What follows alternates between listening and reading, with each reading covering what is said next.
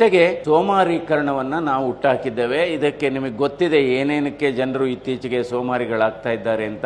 ಮನುಷ್ಯನ ನಿಜವಾದ ಶತ್ರು ಏನಪ್ಪಾ ಅಂದ್ರೆ ಸೋಮಾರಿತನ. ನೀವು ನೋಡಿ, ಕೆಲವರು ಶ್ರೀಮಂತರು ಮನೆಗಳಲ್ಲಿ ಸಹಾಯ ಮಾಡ್ಲಿಕ್ಕೆ ಜೊತೆಲಿ ಇಟ್ಕೊಂಡಿರ್ತಾರೆ, ಮೇಡ್ ಸರ್ವೆಂಟ್ಸ್ ಇಟ್ಕೊಂಡಿರ್ತಾರೆ. ಸರ್ವೆಂಟ್ಸ್ ಅವರ ಆರೋಗ್ಯ ಚೆನ್ನಾಗಿದೆ, ಮಾಲೀಕರ ಆರೋಗ್ಯ ಚೆನ್ನಾಗಿಲ್ಲ.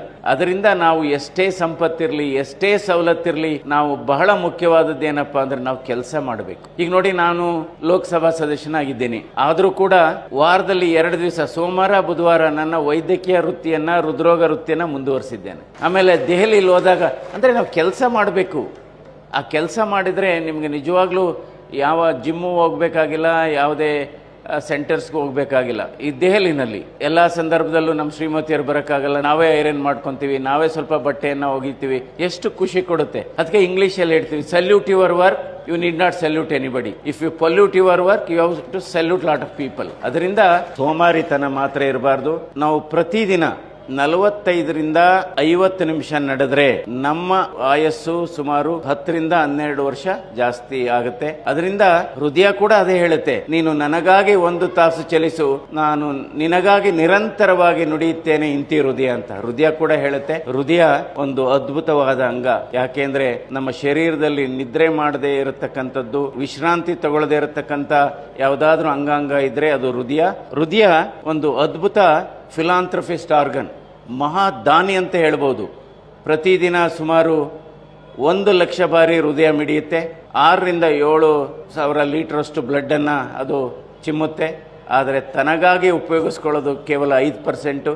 ಇನ್ನು 95%ನ್ನ ಬೇರೆ ಬೇರೆ ಅಂಗಾಂಗಗಳಿಗೆ ಅದು ಅನಿಸುತ್ತೆ. ಅದರ ಸಂದೇಶ ಏನು ಅಂದರೆ, ನಾವು ಬದುಕಬೇಕು, ಬೇರೆಯವ್ರಿಗೂ ಸಹಾಯ ಮಾಡಬೇಕು, ನಾವು ಹಂಚಿ ತಿನ್ನಬೇಕು, ಕಿತ್ತು ತಿನ್ನಬಾರ್ದು, ನಾವು ಉಳಿಸಿದ್ದು ಕೊಡಬೇಕೇ ಹೊರತು ಅಳಿಸಿದ್ದು ಕೊಡಬಾರ್ದು. ಅವಿಭಾಜ್ಯ ಕುಟುಂಬಗಳು ಒಡೆದೋಗಿರೋದು ಕೂಡ ಈ ಕಾಯಿಲೆಗಳಿಗೆ ಕಾರಣ. ಒತ್ತಡ ಜಾಸ್ತಿ ಆಗ್ತಿದೆ. ಒಂದೇ ಮನೆಯಲ್ಲಿ 15 ಜನ ಇರೋರು, ಎಲ್ಲ ಸಮನಾಗಿ ಕೆಲಸ ಹಂಚ್ಕೊಳ್ಳೋರು, ಒತ್ತಡ ಹಂಚ್ಕೊಳ್ಳೋರು, ಸಮಸ್ಯೆಗಳನ್ನ ಹಂಚ್ಕೊಳ್ಳೋರು.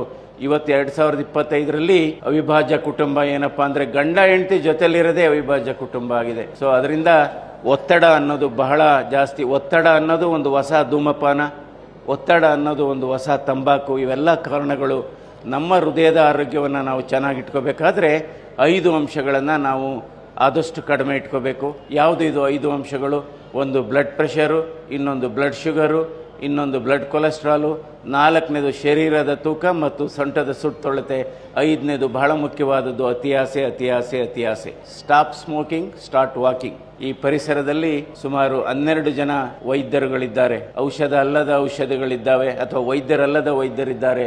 ಒಂದು ಸೂರ್ಯ, ಸನ್ಲೈಟು, 2ನೇದು ಡಯೆಟ್, 3ನೇದು ಎಕ್ಸರ್ಸೈಸು, 4ನೇದು ಮಧ್ಯ ಉಪವಾಸ, 5ನೇದು ವಿಶ್ರಾಂತಿ, 6ನೇದು ಒಳ್ಳೆ ನಿದ್ರೆ, 7ನೇದು ನಗು, 8ನೇದು ಕೃತಜ್ಞತೆ, 9 ಬೇರೆಯವರ ಜೊತೆ ಮಾತನಾಡುವುದು, ಬೇರೊಬ್ಬರ ಬಗ್ಗೆ ಮಾತನಾಡುವುದಿರುವುದು 9, 10 ಸ್ನೇಹಿತರ ಬಳಗ, 11 ಮೆಡಿಟೇಷನ್ನು, 12ನೇದು ಯೋಗ.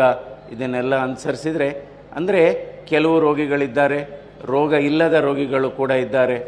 ಅವರು ಯಾರಪ್ಪ ಅಂದರೆ ಬೇರೆಯವರ ಸಂತೋಷವನ್ನು ನೋಡಿ ಅಸೂಯೆ ಪಡುವವರು ಕೂಡ ರೋಗಿಗಳೇ. ಸೊ ಎಲ್ಲರಿಗೂ ಒಳ್ಳೆಯದಾಗಲಿ. ನಮಸ್ಕಾರ.